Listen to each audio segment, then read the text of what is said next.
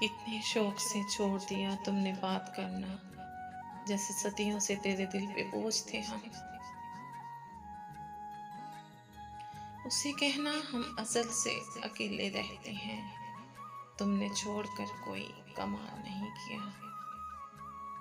خاص تھے کبھی ہم بھی کسی کی نظروں میں، مگر نظروں کے تقاضے بدلنے میں دیر کہاں لگتی ہے۔ کبھی پتھر کی ٹھوکر سے بھی آتی نہیں خراش، کبھی ایک ذرا سی بات سے انسان بکھر جاتے ہیں۔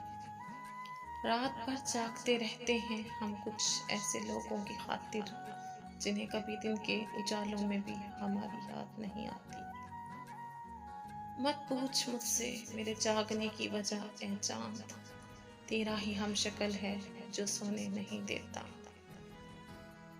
نمائش کرنے سے چاہت بڑھ نہیں جاتی، محبت وہ بھی کرتے ہیں جو اظہار نہیں کرتے۔